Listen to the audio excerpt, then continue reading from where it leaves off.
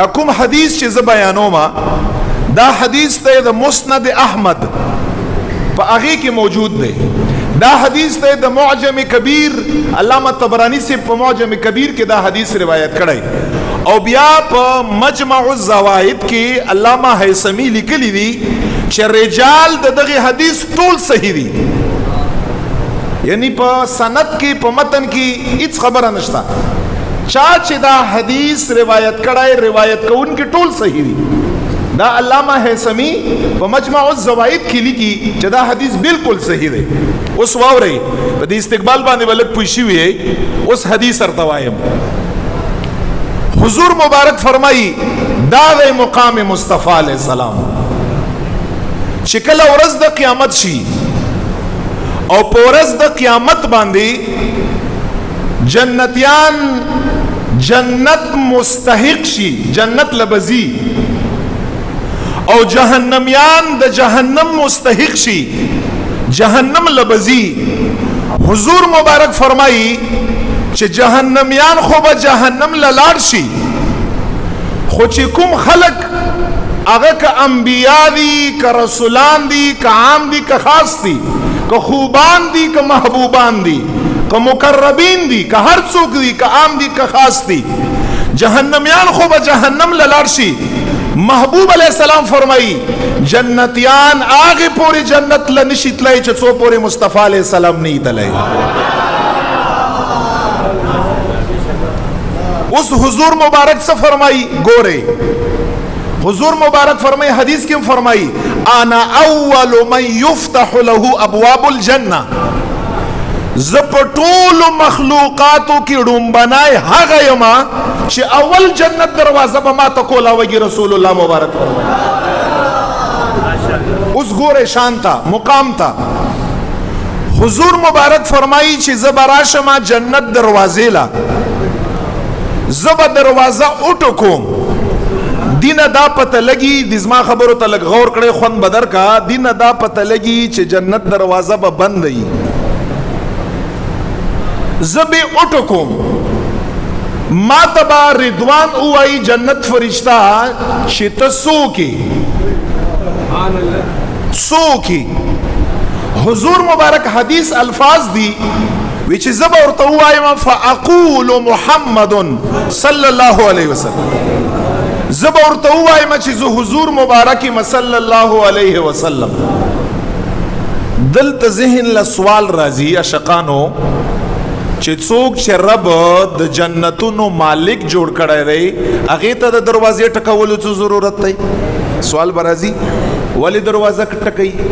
ولې ورته وایي چې ته څوک یې؟ ولې ورته محبوب وایي زه حضور مبارک یم؟ دې ته څه ضرورت دی؟ بس په ورغلی پې وایي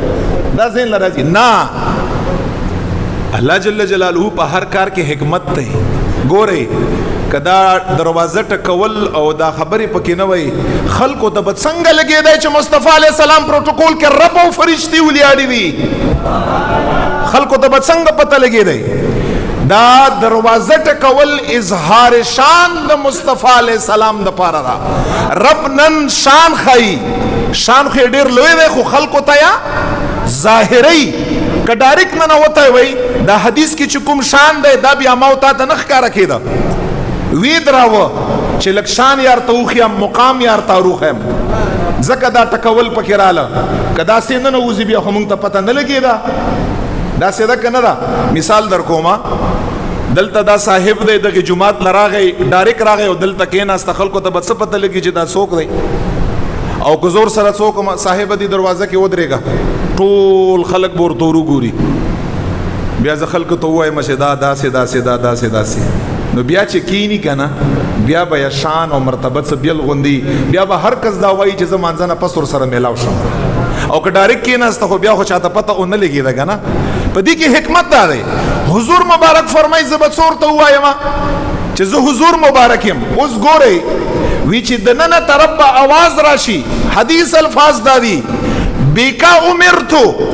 یا رسول اللہ یا حبیب اللہ صلی اللہ علیہ وسلم بیکا امرتو اللہ افتح لأحد قبلک یا رسول اللہ مبارکہ مونگ دا ټول فرشتے رب دې لپاره ودرولیو چې رب راته حکم کړو چې څو پورې دروازه رسول الله نیټ کولی بل چاته به دروازه نه کولا وږي مونږ ودریدلی تاتو چې دا خلکو ته پته ولګي چې تا نه بغیر به دروازه چاته نه کولاویږي مونږ ته بیکا امرتو ستا دپاره مونږ ته حکم شوو الله افتح لأحد یو چاته به دروازه نه کولاویږي قبلک مخکې دستانه یا رسول الله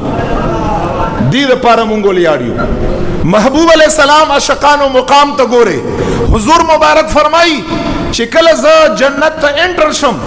جنت ته داخل شم دا واورې په کولاو غږو او جنت ته ننوځم دا کومه خبره مې چېرته وکړه چا به استقبال داسې خلک کا چې هغه خلک به ستانه مرتبه کې کمی چا به استقبال داسې خلک کا چې هغه به ورسره په مرتبه کې برابري حضور مبارک فرمایي چې زه کله جنت ته ننوځم واورې زما استقبال به څوک کا په خپل انده به څوک راته ولاړي حضور علیه السلام فرمایي فیستقبلنی الجبارو اے صحابو چې جنت ته داخل شم ستا د محبوب علیه السلام دومره مقام دی چې رب لا یزال به په خپله ورته ولاړي مصطفی علیه السلام استقبال به